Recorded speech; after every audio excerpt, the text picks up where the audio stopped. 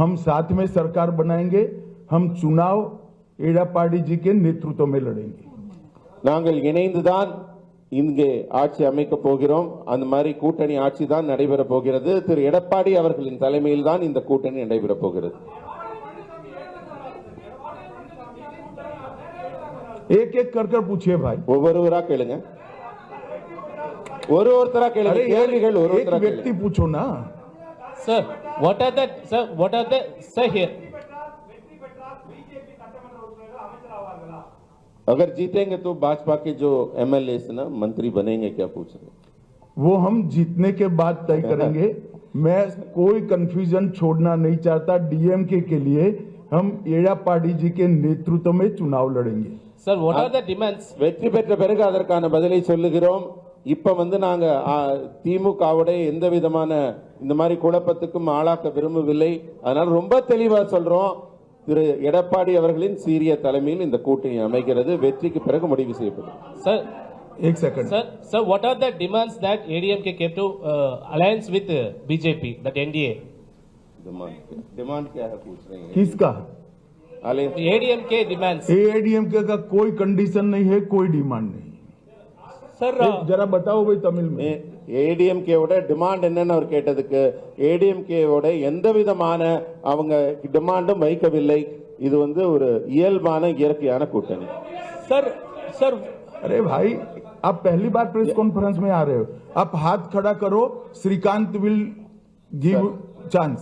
ஒரு நிமிஷம் நீங்க சொல்லுங்கண்ணா, நீங்க சொல்லுங்க. Sir, what about O Pannirselvam and TT Vidyanagaran? Are they also part of the NDA, or you wanted a united AIADMK, sir?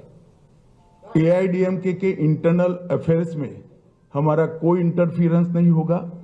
जहां तक एनडीए के साथी दलों का सवाल है, एआईडीएमके और बीजेपी का तमिलनाडु यूनिट बैठकर तय करेगा. அதிமுகவின் தனிப்பட்ட அவங்க கட்சி விடயங்களில் நாங்கள் தலையிட போவதில்லை. மற்றபடி தேர்தல் விஷயங்கள்ல அவர் தலைமையில நாங்க எல்லாரும் அமர்ந்து பேசி எங்களுடைய திட்டமிடலை செய்கிறோம். ஒருத்தர் மாத்தி மாத்தி கேக்குறேன். நீங்க கேட்டீங்க, நீங்க சொல்லுங்க. நீங்க சொல்லுங்க, எந்திரிச்சிருந்து சொல்லுங்க.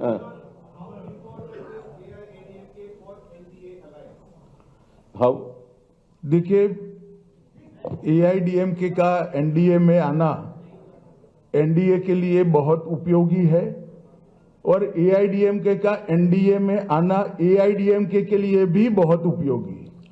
இந்த கூட்டணியில அதிமுக என்டிஏக்குள்ள வருவது அவர்களுக்கும் என்டிஏக்கு அதிமுக வருவதும் இருவருக்குமே வின்-வின் சிச்சுவேஷன், இருவருக்குமே பலனளிக்க கூடியது. பின்னாடியிலேன்னு சொல்லுங்க சார், சொல்லுங்க, எந்திரிச்சு நில்லுங்க மேடம், சொல்லுங்க சொல்லுங்க, நீங்க சொல்லுங்க சொல்லுங்க.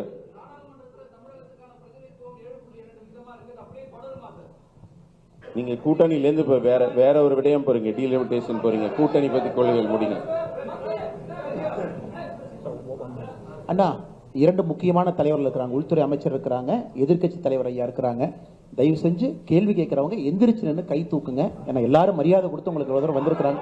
ஒருத்தர் உட்காருங்கண்ணா, ஒருத்தரை எந்திரிச்சு நில்லுங்க. அவங்க போடுவாங்க, பேசாதீங்க. எந்திரிச்சு एक मिनट.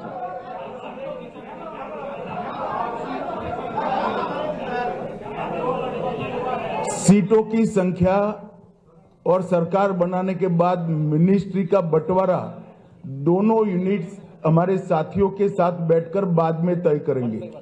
யார் யாருக்கு எத்தனை தொகுதிகள் என்பதும் வெற்றி பெற்ற பிறகு எப்படி அவங்க ஆட்சியில் பங்கு பெற போகிறார்கள் என்பதெல்லாம் பின்னாடி தான் பேச போறோம். இப்ப அது பேசு பொருளாக இல்லை. एक सेकंड. சொல்லுங்க sir.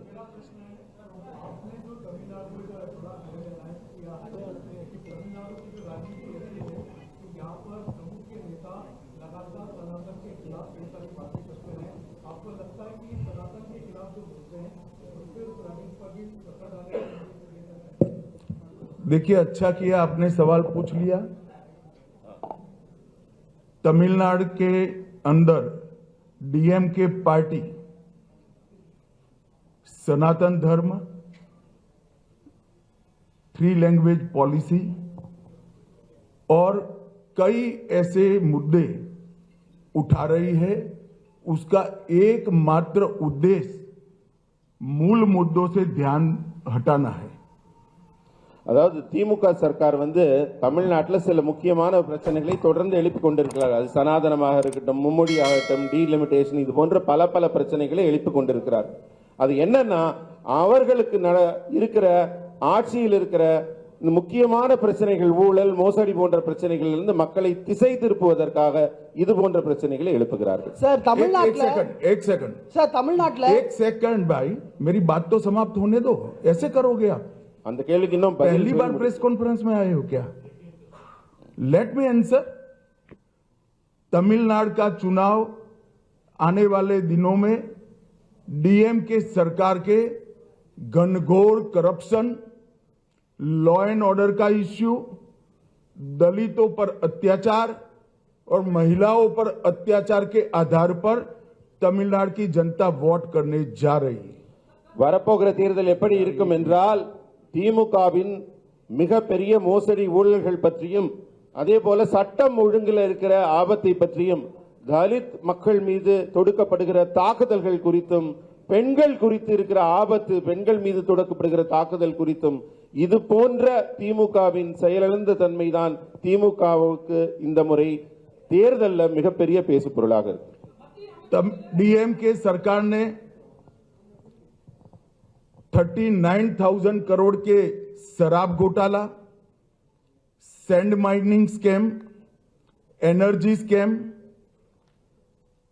EL cot scam, transport का scam, money laundering scam, nutrition kit scam, free dhoti scam, cash for job, red sand smuggling और मनरेगा स्कैम. इसके अलावा भी बहुत सारे स्कैम का जवाब पहले तमिलनाडु की जनता को देना चाहिए. तमिलनाडु की जनता स्टालिन और उदयनिधि से एक करप्शन का जवाब मांगती है. இந்த தேர்தலில் திமுக வந்து மக்களுக்கு பதில் சொல்ல கடமைப்பட்டிருக்கிறது. தமிழகத்தின் முதல்வராகிய ஸ்டாலின் அவர்களும் துணை முதல்வர் உதயநிதி ஸ்டாலின் அவர்களும் அந்த ஊழல் आप स्कैम के नाम पढ़ो. நாம் டாஸ்மாக் ஊழல் முதல்ல இருக்கிறது. டாஸ்மாக் ஊழல், அதுல மிகப்பெரிய மோசடி நடைபெற்றிருக்கிறது. அதே மாதிரி 39,775 கோடி அந்த மோசடி நடைபெற்றிருக்கிறது. அதே மாதிரி மணல் இங்கிருந்து கொள்ளை போகிறது, அது 5,800 கோடி ரூபாய்க்கு மேல் அந்த மோசடி இருக்கிறது. எனர்ஜி, மின்சாரம், அந்த நிலக்கரி, இது போன்ற ஊழல்கள் வந்து 4,400 கோடி. எல்காட் நிறுவனத்தில் நடைபெற்றிருக்கிற அரசு நிறுவனத்தின் பங்குகள் விற்பனை மூலம் மோசடி 3,000 கோடிக்கு மேல் இருக்கிறது. போக்குவரத்து துறையில் நடைபெற்றிருக்கும் ஊழல் 2,000 கோடிக்கு மேல் இருக்கிறது. பண மோசடி, மணி லாண்டரிங்ல வந்து 1000 கோடிகளுக்கு மேல ஊழல் நடைபெற்றிருக்கிறது. அதே போல ஊட்டச்சத்து கிட்டு வழங்குறதுல 450 கோடி. அதே மாதிரி இலவச வேட்டி சேலை, அரசு வேலைக்காக பணம் பெறுவது, செம்மண் கடத்தல் என்று திமுகவின் மோசடியில மன்ரேகா ஸ்கீம் சொல்ற அந்த கிராமப்புற வேலைவாய்ப்பு திட்டத்தில் கூட மிகப்பெரிய ஊழல். ஒரு தனிநபருக்கு கிட்டத்தட்ட 45,000 ரூபாய்க்கு மேல மோசடி நடைபெற்றிருக்கிறது.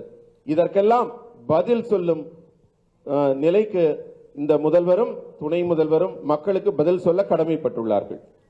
பிரதர், ஒரு நிமிஷம். நீங்க எந்த மீடியா இருந்தாலும் சரி, ஒருத்தருக்கு வாய்ப்பு கொடுக்க விட உங்க பேரு, உங்க மீடியா சொல்லிட்டு ओ रहने दो ना. சொல்லுங்க, அடுத்த கேள்வி கேளுங்க. சொல்லுங்க தம்பி. தமிழ்நாட்டுல நீட் தேர்வு ஒரு பெரிய பிரச்சனையா இருக்கு. இந்த நீட் தேர்வுல வந்து திமுக தொடர்ச்சியா அதுல வந்து பிரச்சனை பண்ணிட்டு இருக்காங்க. அண்மையில கூட ஒரு அசம்பிளி பார்ட்டிஸ்ல எல்லாம் கூப்பிட்டு அவங்க ஒரு ரெசல்யூஷன் போட்டுட்டு இருக்காங்க. இந்த மாதிரி விஷயங்கள்ல தமிழ்நாட்டுக்கு பிஜேபி டெட் அகைன்ஸ்டா இருக்கு அப்படின்றத ஃபீல் பண்றாங்க. சோ உங்க அலையன்ஸ் இதுக்கு எப்படி பதில் சொல்லுவீங்க? नीट का इश्यू तमिलनाडु में बहुत बड़ा समस्या। देखिए, नीट का इश्यू भी ये लोग ध्यान भटकाने के लिए खड़ा कर रहे हैं और डिलिमिटेशन का इश्यू भी ये लोग ध्यान भटकाने के लिए खड़ा कर रहे हैं.